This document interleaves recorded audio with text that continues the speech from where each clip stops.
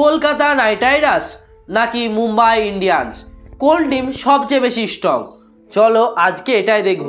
তো এখানে কলকাতা প্রায় কাছাকাছিতে 2024 সালে ট্রফি জিতেছিল, আর মুম্বাই জিতেছিল 2020 সালে।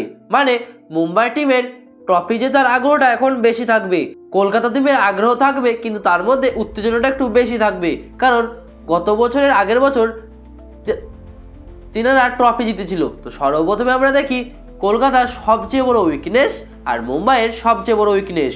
তো কলকাতার সবচেয়ে বড় উইকনেস হলো কলকাতার বোলিং, কারণ কলকাতার মেন বোলিং মুস্তাফিজুর রহমান, হর্ষিত রানা এরা অ্যাভেলেবেল থাকবে না, আর মহেশ পাত্রানা 2 ম্যাচের পর অ্যাভেলেবেল থাকবে। আর মুম্বাইয়ের সবচেয়ে বড় উইকনেস হলো জাসপ্রীত বুমরা আর ট্রেন্ট বোল্ট বাদ দিয়ে যে সমস্ত বোলিং রয়েছে তাদের ফর্ম কোনো সময় এরকম, কোনো সময় এরকম, কোনো সময় এরকম, কোনো সময় এরকম। এর মানে হলো যে মুম্বাই ইন্ডিয়ান্সের যে দীপক চাহাল, শার্দুল ঠাকুর আর অন্যান্য বোলিং রয়েছে তারা 1 ম্যাচ পারবে, 2-3 ম্যাচ পারবে না, 1 ম্যাচ পারবে, 2-3 ম্যাচ পারবে না। মানে তারা প্রতিনিয়ত যে উইকেট চটকাবে 2-3টে করে বা 1টা করে বা রান কম দেবে এরকম না। যে ম্যাচে উইকেট চটকাবে হয়তো সে ম্যাচে অসাধারণ বোলিং করবে, বা যেই ম্যাচে অনেক সময় উইকেট চটকাবে কিন্তু প্রচুর রান দেবে, এই রকম। আর সবচেয়ে বড় কলকাতার বোলিংয়ের মধ্যে স্ট্রংটা হচ্ছে কলকাতার স্পিন বোলিং। কলকাতার মাঠটা জানো তোমরা, স্পিড, সেখানে বরুণ চক্রবর্তী আর সুনীল নারায়ণ অসাধারণ স্পিনার। তো আর2 স্পিন, অসাধারণ স্পিন। আর মুম্বাই ইন্ডিয়ান্সের কাছে বেশি স্পিনার বলতে মিচেল সান্তানা, তিনিও তেমন অসাধারণ স্পিনার না এদের মতো।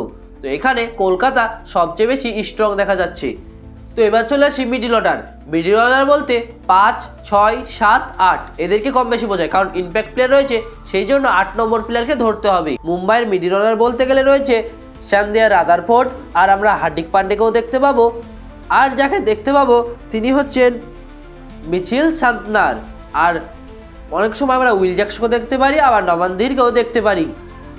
আর কলকাতার মিডিল অর্ডারে আমি যাকে দেখতে পাবো তিনি সর্বপ্রথম হচ্ছে ইন্ডিয়ার ফিনিশার রিঙ্কু সিং, আর তারপর যাকে দেখতে পাবো মাঝে মধ্যে ক্যামেরন গ্রিন আর রিভুম পল, হয়তো সুনীল নারায়ণকেও দেখতে পেতে পারি, তিনিও মোটামুটি ব্যাট চালান। তারপর যাকে দেখতে পাবো তিনি হচ্ছে রিঙ্কু সিং, তিনি তো একদম প্রপার ফিনিশার। তো এখানে দেখতে গেলে কিছু কিছু পয়েন্টে 0.5 এগিয়ে থাকবে মুম্বাই। আর এবার আমরা বলবো টপ 4 বা 3 অর্ডারের কথা। টপ 4-3 বলতে গেলে মুম্বাই ইন্ডিয়ানই বেশ, এদের মতো টপ 3-4 কাউরি নেই। রোহিত শর্মা, রায়ান রিকার্টন বা কুইন্টন ডিকক, তারপর সূর্যা আর তিলক ভার্মা, তোমরা তো জানোই এরা ইন্ডিয়ান প্লেয়ার কেমন খেলে।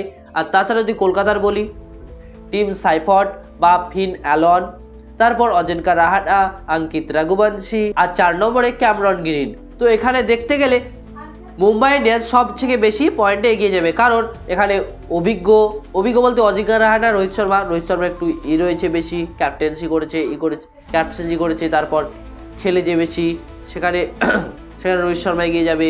তারপর যদি আমরা দেখতে চাই সূর্যা, তারপর তিলক ভার্মা, এরা এগিয়ে যাবে। এখানে ক্যামেরন গ্রিন হয়তো কিছু পয়েন্টে এগোবে, কিন্তু এখানে দেখতে গেলে ওভারঅল মুম্বাই ইন্ডিয়ান্স স্ট্রং। কিন্তু এটা আমরা মুখের কথা বলছি, কিন্তু যখন খেলা দেখতে যাব তখন হয়তো মুম্বাই ইন্ডিয়ান্স হয়তো কলকাতায় মুম্বাই ইন্ডিয়ান্সকে হারিয়ে দিতে পারে। কি হবে সেটা ঠিক নেই, তবে এখানে আমরা স্ট্রং দেখতে পাচ্ছি।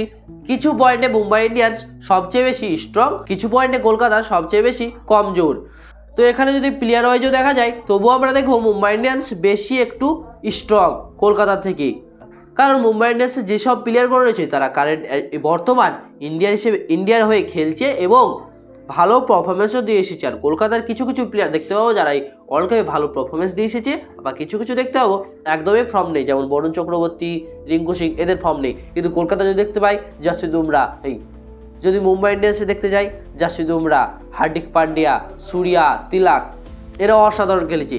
দেখতে গেলে মুম্বাই এখানে বেশি স্ট্রং, কলকাতা কম স্ট্রং। তোমাদের মতে কে বেশি স্ট্রং অবশ্যই কমেন্টে জানাবে। আর হ্যাঁ, তোমরা যাওয়াটাকে 5 বাটার জানাতে বলতে লিখতে ভুলবে না কিন্তু। রাধে রাধে।